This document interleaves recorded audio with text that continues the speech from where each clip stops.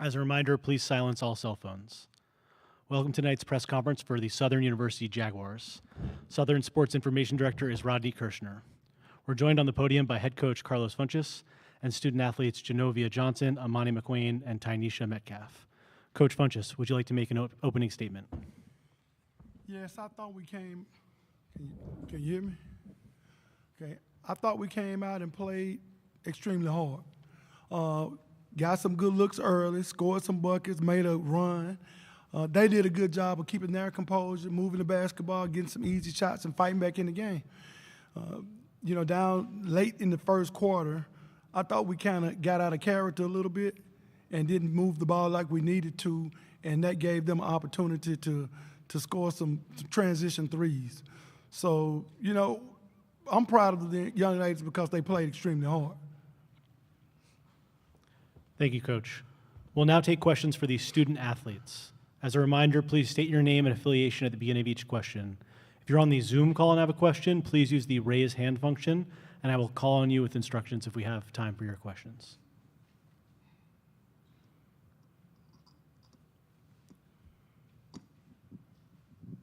How's it going? Alex Simon with the Next. Genovia and for Amani, when you guys obviously turn the ball over 20 times, it can be a hard thing to overcome. Do you feel like it was something they were doing defensively that caused those turnovers, or was it more of a self-inflicted issue on the turnovers?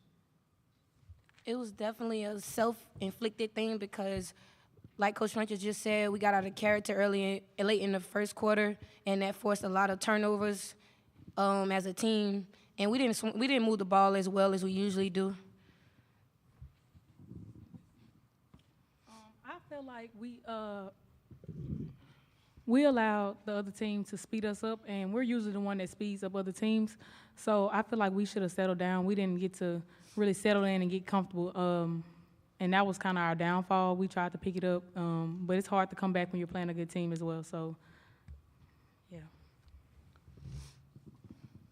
Cheryl Coward, hoopfeed.com.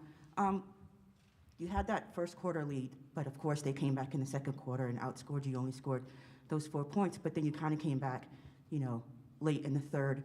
Did you feel like you could have controlled the pace a bit better and maybe kind of overcome some of the turnovers and self-inflicted mistakes that were going on? I mean, you guys were playing really hard. I mean, falling all over the floor, all sorts of things.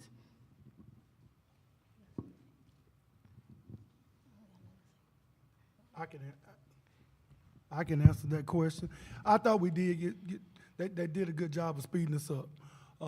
We broke the press, and we took some quick shots. Some of them were questionable shots. Some of them we could have made, but we didn't. And once they got the ball rolled, it's like a snowball going downhill. It just kept getting bigger and bigger and bigger, and we just couldn't stop it. I thought we settled down in the third quarter some, went in halftime, but every loose ball, every 50-50 ball looked like they got. It bounced off 2-3 people, and they would pick it up. That's just a break some night, but we kept playing hard.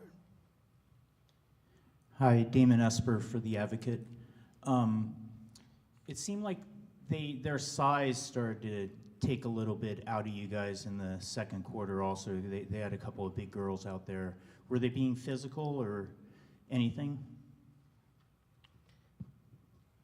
The whole game was very physical, and the size didn't cause us to have a lot of problems. It was things that we did that we didn't capitalize on turnovers that we did force for them. We didn't capitalize on all of them, and things happen when you don't do the things that you should do, capitalizing wise.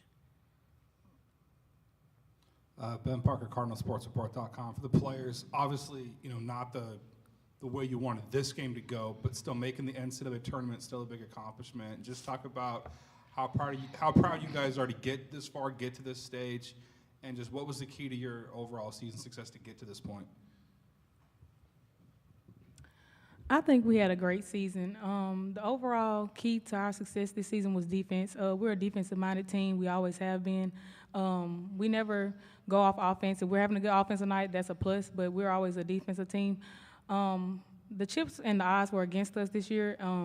We stepped up and we made a lot of plays. We beat teams that people didn't think we could beat. So I feel like we overcame a lot of adversity. And I'm proud of us. I mean, I have no reason to hold my head down. I'm really proud. 2 questions, Amani. I know I asked you this yesterday before the game, but now after the game, that obviously not the result you want, but to finish your career here in the NCAA tournament, just on a personal level, how does it feel to end it at this stage and at this point? It's all I could ask for. I couldn't imagine my season ending a different way. It could have ended a long time ago, but it didn't, and I'm very grateful for my teammates, Coach Funches, like I said, the COVID year, because I wouldn't have been able to play this year. It's been a great year for me. I mean, it was a lot of up and downs, but it was a really great year. And then, Tanisha, I saw that you frequently were guarding Nasira Pryor over at Sacred Heart. Can you just talk about how difficult she was as a matchup for you guys? Oh, she's pretty fast. She's quick. So we just tried to maintain her the best we could. But, yeah, she's pretty fast. I got to give her that. All right, Michael Robertson, Afro-American athlete. So, Coach, you and the players, you're out here in California, home of the Stanford Cardinal. What would it have been like for you to coach against Tara and then you guys to play against Haley and all these All-Americans on Stanford? Did you anticipate that? We did. Every game we go that we play, we go into it expecting to win. We played a lot of Power 5 teams. We played probably, I think, 5 teams that's in the NCAA tournament prior to our conference season. And I mean, we would approach it just like any other game. Of course, it would have been another NC2A game for us, which we really, really wanted. But we would have gone into it and prepared just like we playing a conference game. As a reminder, please keep the questions for the student athletes at this point, and then we'll take questions for Coach after. Thank you. Hi, Damon Esper again. Their girl Pryor, you guys did a really good job of shutting her down on her scoring, 3 for 13. I talked to Chloe for a second already, but can you guys talk about the defensive game plan and how you guys were going to try and keep her from being their leading scorer like she usually is? We just tried to limit her touches. And we also tried to keep her from going to a strong hand because we know she's at her best when she's going downhill with her strong hand. So we just tried to maintain her the best way we could. And help whenever you Yes, and help. Cheryl Coward again, hoopfeed.com. Coach mentioned the 5 teams that you played, the Power 5 teams, and then coming out here and playing in the NCAA tournament. What does that experience do, not just for you all as seniors or older members of the team, but for the younger members of the team going forward to help the program continue on an upward trajectory? What do you feel that this experience has given your team? This experience has gave the younger girls of our team, I feel like, a very good experience, a very healthy, and in the long run, they're going to know what it takes to be a champion and what it takes to win an NCAA game and what it takes to win as a whole, and leadership, a lot of leadership and sitting down and being the best self and being better for their team. Any more questions for the student athletes? Thank you, Genovia, Amani, and Tanisha. You can rejoin your teammates in the locker room. Thank you. Thank you. Oh yeah, we're going to give it to all of them to your team. Okay, thank you. For sure. We'll now take questions for Coach Funches. As a reminder, please state your name and affiliation at the beginning of each question. If you're on the Zoom call and have a question, please use the raise hand function. I will call on you if we have time.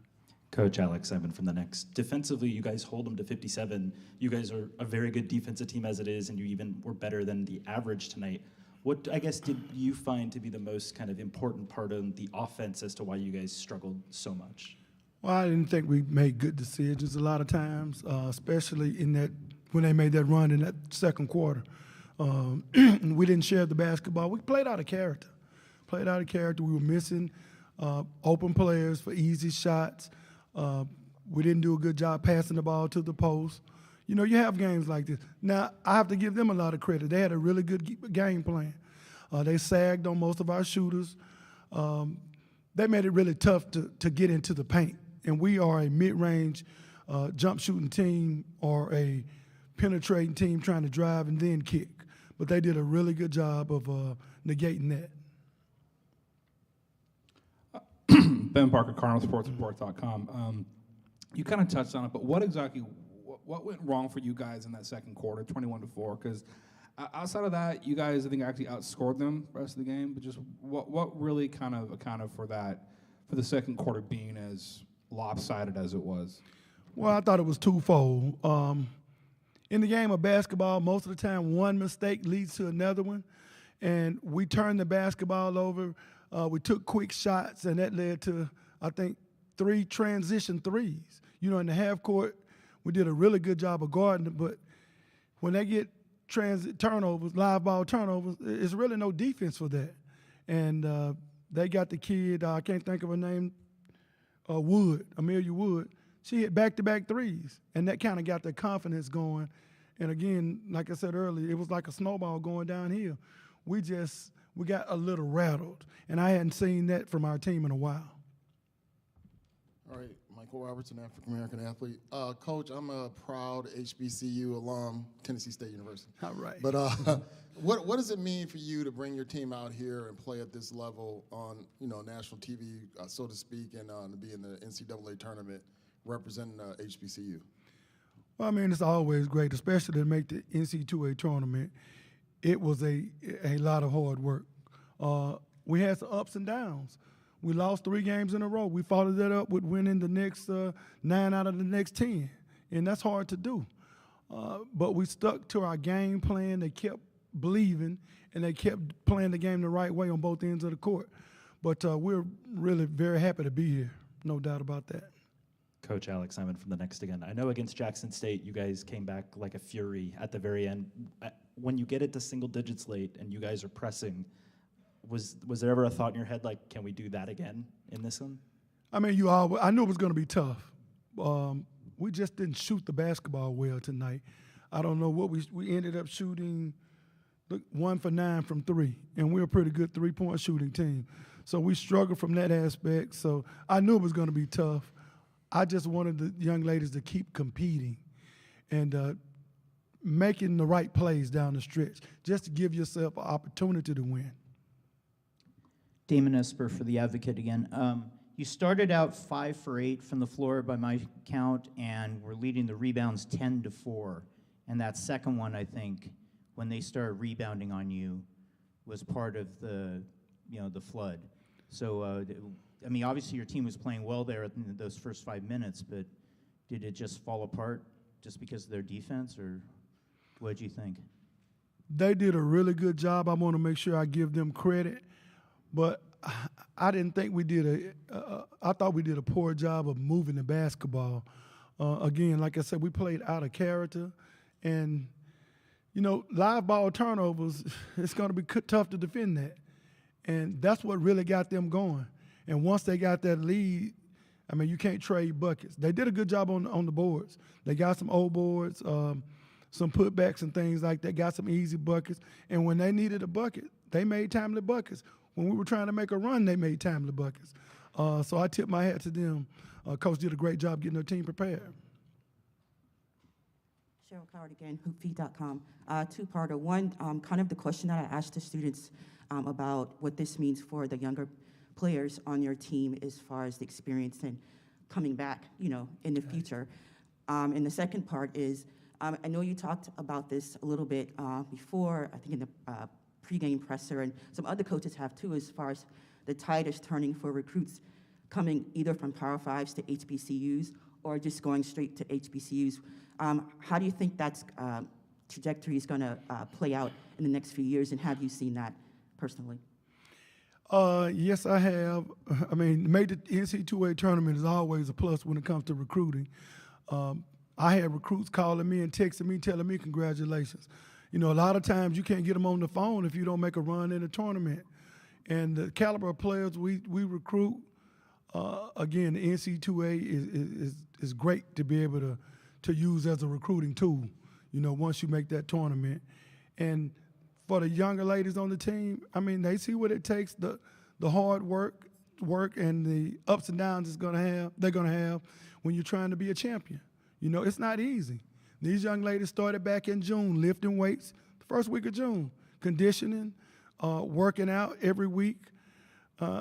It's extremely, extremely tough. A lot of people see them jog out during game time and think it's easy. But like right now, we'll probably take off a couple of weeks and we right back in the weight room, right? I mean, it never ends. And it takes a lot of dedication and sacrifice. Any more questions for Coach Funchess? Yep. Did you get a chance at all to speak to Tara Vanderveer? I know when teams come out here, they talk about how welcoming and gracious she is as far as advice and, you know, giving just all kinds of, you know, tips and wisdom on what it's like, you know, to be an elite. Yes, she came down before the game and spoke to our entire staff and, you know, congratulated us on being an NCAA tournament team. And, you know, that was special. That was very special, you know, to have a Hall of Famer come and congratulate you. But everything has been great here. The staff has done a wonderful job. It couldn't have been a better experience for our team. Any more questions for Coach? Coach, thank you, and congrats on a great season. Thank you. We'll now take a short break and be back with Sacred Heart's press conference.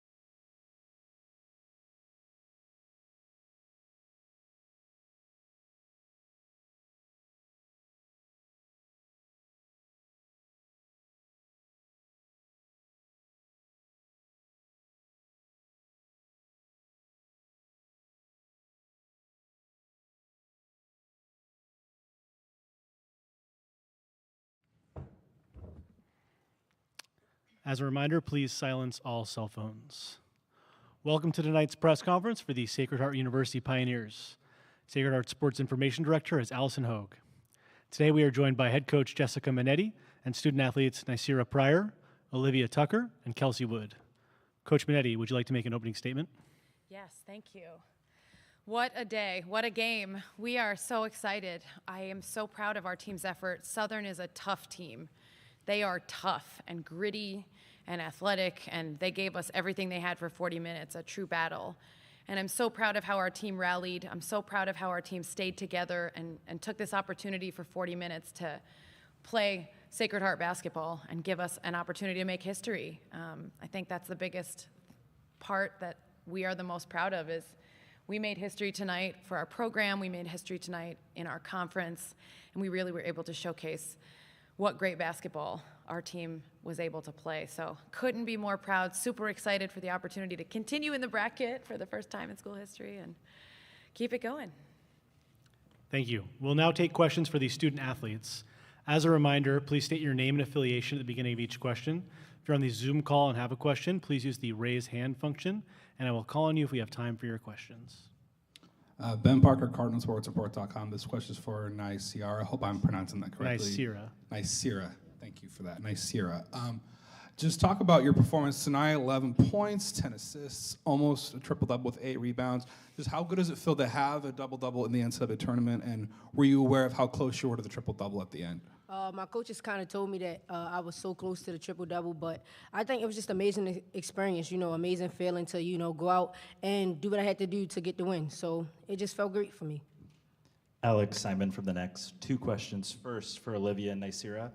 When you guys are kind of struggling at the start of the first quarter, and then Kelsey shoots her first three-pointer of the season and makes it, and then adds a second one, if I saw the stats correctly, that's the first three-pointer she's taken all season. To make them, what does that kind of show for the team? It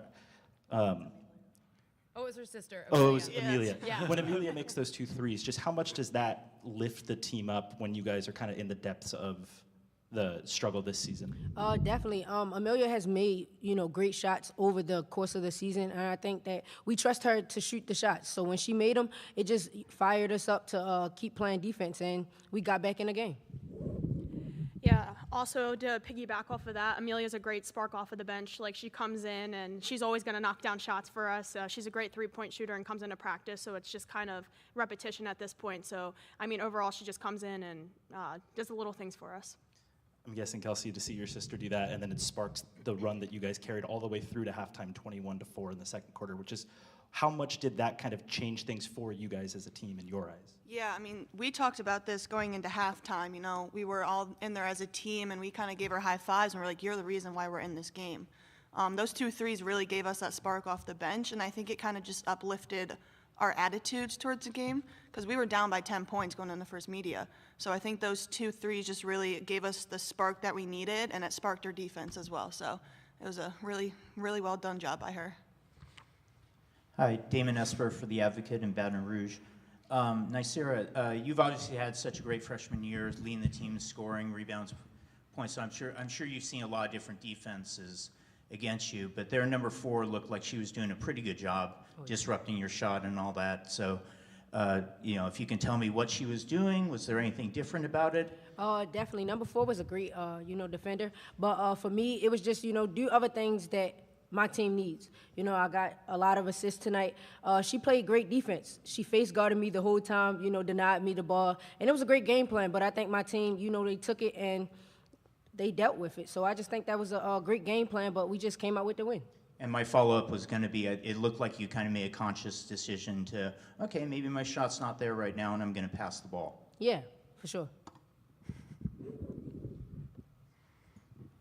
Benjamin Show of NEC Front Row. For Olivia, Nicira gets off to a rough start, and the 2 of you, for Kelsey too, just talk about persevering through her basically going through, 15, 16, 17 minutes without scoring a bucket, and while you guys are down and persevering through that. Well, Nye, she's just a selfless player. I mean, I think all of you guys can see that on the court. She always picks us up. She's always looking for her teammates, and she did realize that they were face guarding her, so she had to do other things, and that's kind of how her stat line came out. I mean, she had 10 assists, so, I mean, that's just amazing in itself. But she's a great leader on and off the court, so even though they were denying her the ball, I think everybody else stepped up, and they did a really good job in that end. Yeah, I agree.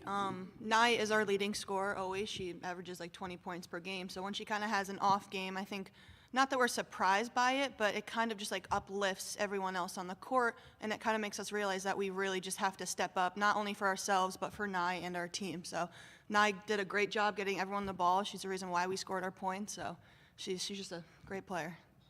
Nah, if you would start with this, but if everybody wants to answer, feel free. This is not just the first NCAA tournament win in program history. It's the first in a team sport in school history. Has the magnitude of that, I guess, is it even possible for that to sink in? And what is the emotion with doing that? It's a great feeling, you know, and I always tell my team, like, we just made history. Like, we're not done writing our story, so I just think that's a great feeling for us. And I feel good. Y'all feel good? Yeah. So, yeah. And one other thing to add to that, we have like the best fans. I mean, you saw our cheerleaders, our band out there. I mean, we have the best fans. They flew out to California, so I mean, that just gives us a spark in itself too. So kudos to them too. I think it'll take a day or two for it to set in for us, but I mean, we're living in the moment. We're here in California, so it's a really great experience for us. Cheryl Coward, hoopfeed.com. For Kelsey and Olivia, you have these young players that are coming in, one your younger sister, who are doing great jobs on the court and helped you to get to where you are. How is it to have those players help to take the burden off of you and help you get to this point, and you know, to be so selfless and have great chemistry, even though there's sort of like a little age gap between, you know, Nye and you all? Yeah. Honestly, I don't even realize that we have freshmen on this team. I mean, all of them step up, they do their job, they do what they need to do for our team, and obviously it shows in our winning record in conference. But honestly, the freshmen, they're great people, they're great teammates. You know, Amelia, Nye, Sierra, they just came in guns a-blazing. And they just, even like summer, we were playing pickup, and they just fit right into our community at Sacred Heart. So for me, honestly, I forget that they're freshmen. I mean, they make like the little mistakes that freshmen make, but they're just such great people and great teammates. Yeah, they definitely don't play like freshmen, that's for sure. But they definitely came in and they stepped up into that role. Like, we were a young team. We were still trying to figure out who we were in the beginning of the season. But they came in, they figured out our system, our standards, and Coach holds us to a very high standard as well. And we held them to a high standard as well as them holding us to a high standard. So I think that accountability is on both ends. It doesn't matter what age you are in our program. So. Damon Esper from The Advocate again. Okay, so it's that first media timeout. You're down 14-4, and this is for any and all of you. I think they made 5 of their first 8 shots. They're out rebounding you, something like 10-4. You've had a couple of turnovers. And then out of that timeout, it's 18-2 through late in the half. So what changed there? Our defense. We hoped a lot this season about our defense, and I think we took our pride in our defense, and we held them to 4 points in the second quarter. So I just think it was our defense. That was the change in our mindset. Yeah, we were talking on the bench, and we kind of just told each other, like, we've been here before. We've been down by 10 points, and we've came back. So we kind of just stuck together, and like Coach says, like, a tight team is the better team in the end, and I think we were the tighter team in the end, so. Ben Parker, CardinalSportsReport.com for the players, obviously. Just thoughts on facing Stanford, you know, nationally ranked team, top 4 team in the country, you know, a lot of history with the program, Tarles. Just how are you guys mentally going to approach that game and just kind of stay confident in yourselves amid, you know, obviously odds that are stacked against you probability-wise? I'll start. Coming into this game, we're going to take it one possession at a time, one quarter at a time, one half at a time. Also, it's just a game at the end of the day. You can't make it bigger than what it is. So I just think that's the biggest thing for us is just, you know, playing our game and sticking to what our game plan is. Yeah, I think it's just important staying to shoot basketball, like sticking to what we do. I mean, I'm sure the coaches are going to come up with a good game plan for us and scouting report. So I think just coming in, doing what we do. I mean, people overlooked us in this game too, so who knows what the outcome could be of this game as well. I agree. Any more questions for these student athletes?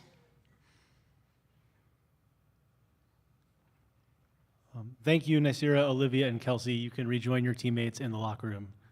Thank you. We'll now take questions for Coach Minetti. As a reminder, please state your name and affiliation at the beginning of each question. And if you're on the Zoom call and have a question, please use the raise hand function, and I will call on you if time permits.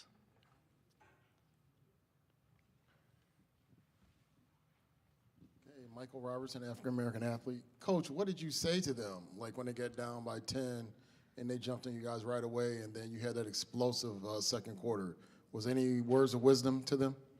You know, I always love hearing their interview answers because they're talking about how, we were such a connected team this whole time. We battled. We were 2-9 after our non-conference, and we really put a great streak together to open up our conference season to then feel that connection, feel that gel. They're like, oh, we never thought of them as freshmen.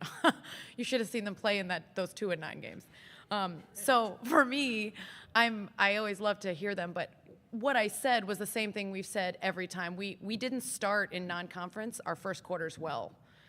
And so we had to learn really valuable lessons from not starting well. Like I can vividly remember some games we lost in the first quarter to start, and by the same deficit that we started the first quarter in. So I think what I told them was, we've been here before. There were times we're down 17-6, and we battled back. Our second conference game of the season, we were down 17-6 at the first media, I think, and we battled back. So I said, look, settle down. We're a little tight.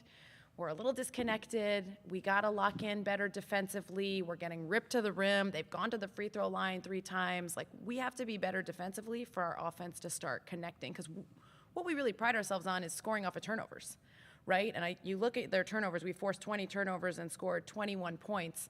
And for us, that's really where we generate our best offense, because we're most efficient in transition. And so I just told them, settle down. We've been here before. Let's close it to tie or be up 1 possession by the end of the quarter. And those 2 threes you talked about that Amelia Wood hit were huge. They were huge for us, those back-to-back threes. And then I think we kind of took a deep breath and we're like, okay, all right, we're okay. We settled down a little bit. But no, I mean, I'm not a wizard with anything that I talk about. It's just, you take stuff that you learn from, and if you have to lose sometimes, you never want to lose the lesson. Yeah, I don't know what reporter thought it was Kelsey that hit those, but yeah, it's okay. Alex Simon from the Next. On defense especially, even as you guys turn the ball over 14 times, you're pointing out what you guys do in transition, but to limit a very fast and very good transition team to 7 points in transition, how were you guys kind of able to formulate your game plan knowing that if they force turnovers, they like to do the same thing you guys like? Yeah, I know they were averaging 17 turnovers a game and capitalizing on those on their stat sheet. Like on paper, we were very similar. So I asked the team, how would you play us?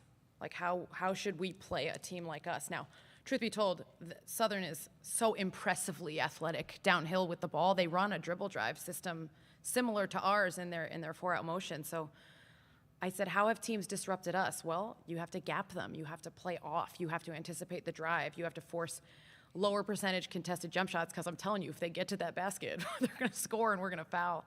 So I think we really kind of locked in defensively with that effort to say, hey, let's try to clog driving lanes. When we did a really good job off the ball, we were in the gaps to force the ball handler to make decisions. And then we did force a couple turnovers out of our press and out of their downhill attacks to be able to capitalize on those. Obviously, when you have a point guard like Nye in transition, she makes a lot of really good things happen. So I think that piece was a huge game plan that we finally started to execute, and we were able to get those easy buckets and not have to work so hard against really aggressive and active defenders.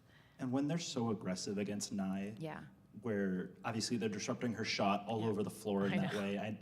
I noticed at one point you even were trying to calm her down on the free throw line as well. But what does it say to her? I think she had 7 assists like early in the first half at one point. What does it say when she can recognize that so quick in a game that I might not get the shot that I want, but I can still impact the game offensively? Yeah, I would love to take the credit for that. So I have an assistant coach, Candace Leatherwood, and my coaching staff. They're amazing. But Candace played for me at Sacred Heart. She was my point guard here, a very, very good one. And so whenever Nye comes off, you'll always see her go and talk to Candace. And Candace kind of talks her down from whatever is happening on the floor, because Candace sees exactly what Nye sees and knows how to tell her how she can help her in those moments where she might get a little tight. You know, her shot wasn't falling. But she's so unselfish. Like, she did have 7 assists because she sees the floor so well. So when she draws 3, even though she's little, she's really able to quickly see the open man, and she does a really good job. So, you know, I think when they disrupt Nye, game plans to disrupt Nye force other kids to really have to step up. And so the question always is, who's going to step up in these moments when the game plan is to take 2 and 3 of your players and really disrupt our point guard? And tonight we had really great efforts from a lot of different people. I mean, our posts gave us 21 and 10, I think, combined. Like, they were off the charts good tonight. So I was really pleased. Even though we didn't shoot the 3 well, we were able to score a lot of points in the paint, and Nye was able to find our posts a lot more than we have been in recent games to be able to capitalize in those paint points. Damon Esper, The Advocate. 2 questions about your defense. Number one, it looked like you were able to take advantage of your physical side. I know Nye's not that tall, but Yeah. you had a height advantage kind of over the rest of the floor, and their guards were kind of small. So you're able to take advantage of that. And then the second one will be, you needed to make some shots to start running your 1-2-2. Yeah. So, Yeah. We talked about a couple things. We wanted to exploit on paper what we thought were Southern's weaknesses. We had a size mismatch, but sometimes that's a size mismatch to their advantage if they're good at getting downhill and we're bigger and a little bit slower. So the gapping was really important. And once we locked into being in gaps, I thought we utilized our size better to force ball handlers into making some quicker decisions than they wanted to. But yeah, the big thing about us is we have to be able to score to press. And we do such a great job in our press. We stick our big, athletic, active guards up there, Amelia and Sajeda, and they do a really good job disrupting that guard on the reversal. So we do have to score, and it's really important for us to say, like, hey, when we're going on scoring droughts, we got to get paint touches, at least try to get to the free throw line, especially by that 5-minute mark. We always have a race to 5 fouls, right? Like, hey, can we draw 5 fouls so we can at least get to the free throw line on any whistle after that to be able to hit that free throw and then press? And we started to get to the free throw line a little bit more, which was great. So then we were able to settle down and get into the press. But yeah, when we're not scoring, it's tough for us because we can't really defend the way we want in that full court, which I think we're really confident in. And Southern really forced us into some tough shots. Like, I don't know if you saw the fourth quarter the way I saw it, but I was like, ugh, can we hit a shot right now? Like, this is tough, right? They did a good job. So I was pleased that we were able to respond to how physical they were and how quick they were, and we were able to handle that, didn't turn the ball over at a high rate for them to really make us pay. Ben Parker, CardinalSportsReport.com. 2 questions for you, both shooting related. First of all, you guys shot 3 of 21 from deep. Obviously, you guys would have liked to shoot a better percentage than that. Yeah. Just talk about what accounted for the low percentage considering the volume of threes you took. I know. But then on the bright side, you guys did get the foul line more, shot 12 of 17. You guys won the free throw battle. So just what accounted for the poor 3-point shooting, and then on the flip side, what accounted for the strong free throw performance, or at least getting to the line more than winning that battle? Yeah. Yeah, some days you have great shooting nights and some nights you don't. You know, I think Olivia Tucker took great shots tonight, and she's usually one of our best 3-point shooters, and she wasn't hitting, but she came up huge down the stretch where we ran some underneath out of bounds actions to her, and she hit her mid-range, so we tried to get her really confident in being able to hit those shots. Amelia hit 2 threes early and then went a little cold. They forced us into some quick threes, truth be told, too, because they defended us really well down the stretch, and we just couldn't get into the paint. They did a really good job kind of sagging and switching to force some some late shot clock threes. So, some nights you're on, some nights you're not. I never know which night that is. We open up the conference season going like, in 2 games combined, I think we were like 9 for 17 from 3, and then, we're 3 for 21 for 2 games after that. So hopefully we'll settle down a little bit now that we've shot in this gym a little more, and we'll be able to hit some more of our shots in rhythm. But getting to the free throw line for us, our goal is always to shoot 20 free throws a game. And like I said, that race to 5 fouls first to be able to get to that line. We run the dribble drive, so really, if we can just continue to attack and force defenders to have to keep us in front of them, I mean, a couple defenders you can really exploit mismatches in. I'm not really sure that's going to be our game plan Friday as much. But when we really study our opponent and we can really target some defenders that we know are foul prone, we're able to really utilize that to our advantage. Just Southern was very complimentary about you all locking them. I think they use the term locking them down. Mm-hmm. Do you ever foresee 21-4 in a quarter? I mean, your second quarter numbers are good all year, but 21-4, like, can you explain that in a sentence or two? I wish I could. I mean, I was kind of a fan, I think, in the second quarter. They felt really confident and connected. And I think in that second quarter, when our team feels confident and connected and can handle the pressure, I think we look for each other and we play really connected basketball. 21-4 is a dream, right? Like, what was our shooting percentage? It was 61.5%. But truth be told, like, in our game against FDU the other day, we had a really high shooting percentage in the first two quarters too. So I think sometimes when they're just really locked into each other in these moments where we're able to offensively finish up and hit some shots, but get to the paint and share the ball, and our posts obviously scored in that quarter, we feel really good, and that confidence goes a long way, which was probably how Southern was feeling down the stretch in the fourth quarter with their ability to really turn up that pressure offensively against us too. Yeah, Alex Simon, for the next two here for you. You've been at the school for a while now. To get not just your program's first NCAA tournament win, but the first team sport win in the school's history, just how can you even describe the feeling of achieving that with this group? It's amazing. It is the greatest feeling a coach, as a coach that has been here, has been so close, right? First NCAA tournament appearance in my decade that I've been coaching. Making history with the school. Like, we're so proud of these kids. It's hard. I talked about this the other day. It is hard to win in March. And these kids have worked so hard. And there are kids all over the country that work hard. There are players that fight every day. They battle in practice. They battle in games. They do everything right. And they don't get this opportunity to be here. And I said to them in the locker room today, hey guys, we have this unbelievable opportunity in front of us for 40 minutes. We can do something no other team has ever done, which is make history. And I showed them the March Madness WBB page where they did a poll that said, who do you have in the first round, first four game? And the poll said Southern 54% and Sacred Heart 46 or whatever it was. And that was the last thing I showed them before we went out. And I was like, nobody picks us still. And that we've been here all season. Let's keep proving everybody wrong.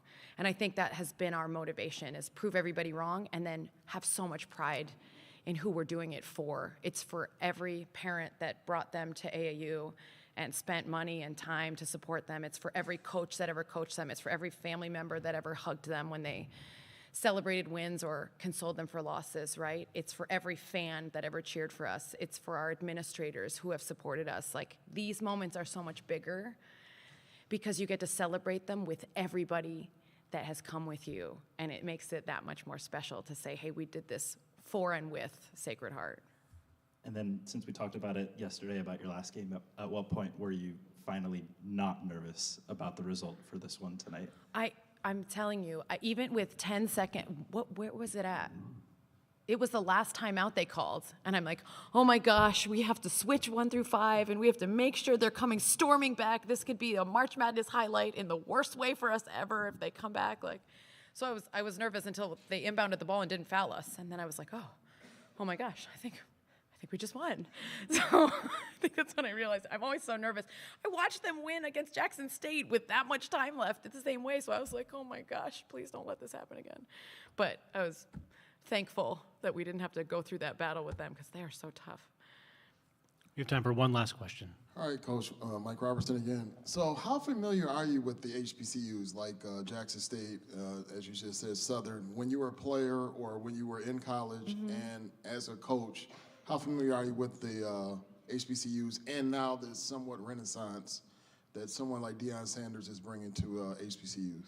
Yeah, so when I was a player, I wasn't as familiar. But when I became a coach, I became very familiar because obviously in our non-conference, I was in the CAA and now the NEC. So in our non-conference, we were able to schedule and we would play HBCUs in tournaments. And I'm so impressed with the level of play. I told the head coach, wow, I'm so glad we get to play you. We don't have a lot of exposure to play teams in the SWAC. And I was so impressed. I lost a recruit, Liz Martino, who plays at Jackson State, very good player. And I had followed her this season. Her team was doing so well. Jackson State was doing such a great job. So I really was able to follow a lot of teams, and I continue to be impressed. I think that the level of basketball around the country, if you take the Power Fives out, which obviously is that highest level, there's so many good mid-majors. There's so many good mid-majors. And I think that this platform gives such a great opportunity to expose, hey, there's great mid-major basketball at all different levels in all different conferences. Like, let's celebrate these young people for all these great achievements and all the things that they're doing. Thank you, Coach. Good luck on Friday. Thank you to everyone for attending tonight's game. We look forward to seeing you the rest of the week for the first and second round games. Thank you. Congratulations.